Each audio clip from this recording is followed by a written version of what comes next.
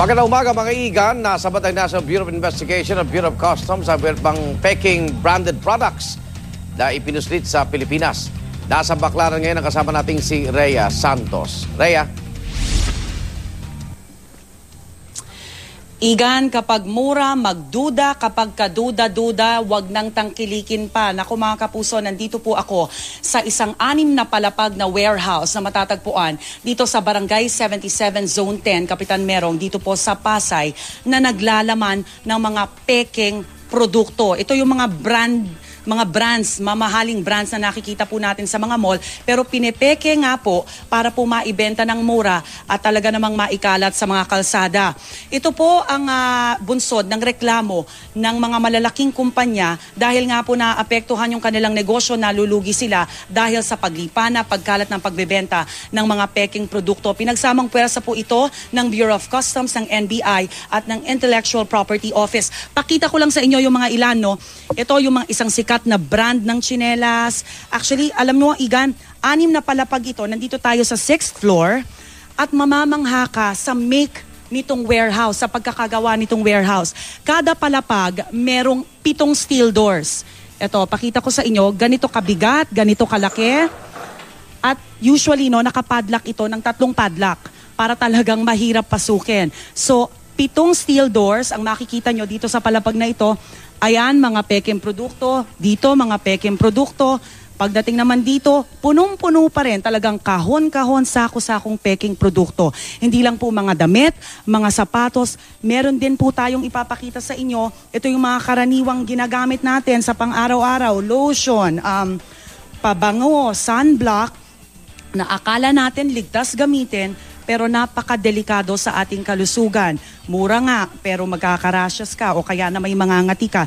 Yan nga po yung nagbunsod din ng raid na isinagawa ng BOC, ng NBI at ng IPO na rin. Makakasama po natin, no, si Attorney Jerome Turga ng Intellectual Property Office para po ipaliwanag sa atin kung paano ho nangyari itong raid na ito. Sir, magandang umaga po. Magandang umaga, Rhea, at sa ating mga tagapakinig. Alright, paano nyo po natunton itong lugar na ito? Itong lugar po na ito ay mahigit na 1 buwan nating minanmanan at ating napag-alaman na ito ay isa sa mga main supplier ng mga peking produkto na binebenta dito sa paligid ng Baclaran. Alright. Isa lang po to sa 3 gusali na inyong ni-raid kahapon. Opo. Gaano ho kalaki ang industriyang ito? Sa atin hong taya ay siguro pumapangatlo ito sa pinakamalaking illegal na industriya sa bansa, no? Considering na yung drugs ay patago, na smuggling ay patago, pero yung counterfeit ay kahit saan ka bumaling, meron kang makikita. Okay, sir, ang hahanapin namin, sino may-ari ng warehouse na ito? Ito daw pong warehouse na ito ay pagmamayari ng isang korporasyon, no? Or merong mga binabanggit na pangalan, pero alam naman po natin itong mga Chinese ay gumagamit ng mga iba't ibang alias na tawag nila Filipino names. Kaya atin pang susuriin at aalamin, no? Busisiin pa natin kung sino talaga yung tunay na may-ari. Kasi usually yung tunay na may-ari ay hindi naman lumalantad, no? Pagka sinabi hong landlord lang siya at hindi niya naman alam kung ano yung sinustore dito, minsan ganyan ho ang kanilang palusot. Opo, ganun po kadalasan ang palusot nitong mga may-ari ng building na hindi nila alam, no? Pero ayon no sa ating Intellectual Property Code, no, meron no tayong tinatawag na landlord liability provision, no, na nagre-require sa mga nagpapaupa na dapat ay kilalanin nila kung sino yung kanilang mga lessees o mga kliyente at kanilang siguraduhin na walang illegal na activity na nangyayari, no, or ini-store ng mga illegal na mga epekto sa kanilang mga building. Attorney, ilibot ko lang yung mga kapuso natin para makita nila kung ano po yung nilalaman nitong warehouse. So, maraming salamat po, Attorney Jerome. Alright mga kapuso, kita nyo naman, umpisahan natin siguro, nandito na tayo sa 5th floor at katulad nga ng sinabi ko, 7 steel doors meron ang kada palapag.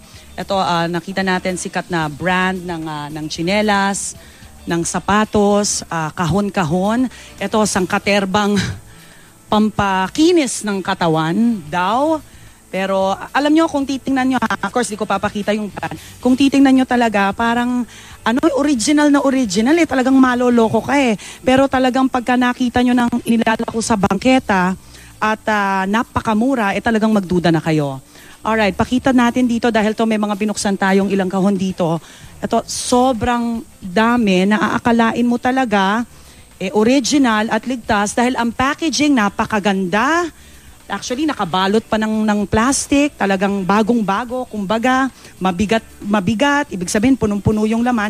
So ito yung mga brands na talagang nagreklamo naman dahil syempre legit business owner sila, nalulugi ang kanilang negosyo, badly affected ang kanilang negosyo. Ito yung sinusubukang suportahan talaga ng ating pong pamahalaan, yung mga legit business owners na talaga namang merong puhunan para makapagnegosyo. Pero dahil po sa pag-smuggle ng mga ganitong klaseng product, talaga namang apektado ang kanilang negosyo.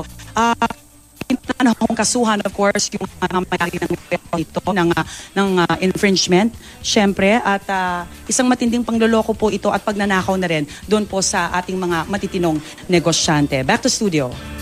Rhea? Yes, Igan. Anong gagawin sa mga yan? Yes, Igan, I can hear you. Anong gagawin sa mga yan? Okay. Igan, ang gagawin sa mga produktong yes, iso-store ito sa warehouse ng Bureau of Customs. Actually, natanong ko rin yan kanina, Igan, dahil hindi naman makakapasok ang mga produktong ito kung walang contact din sa loob. So, balik customs lalaliman lang. nilang kanilang investigasyon. Itong usually mga nakukumpiskang peking mga produkto, nilalagay sa warehouse ng Bureau of Customs habang dinidinig ang kaso.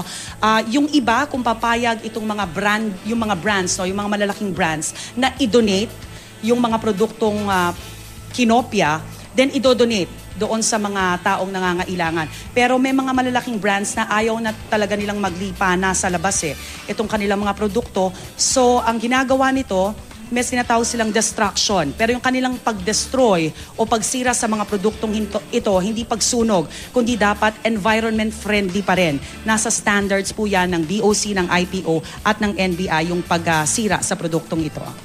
Maraming salamat, Rhea Santos.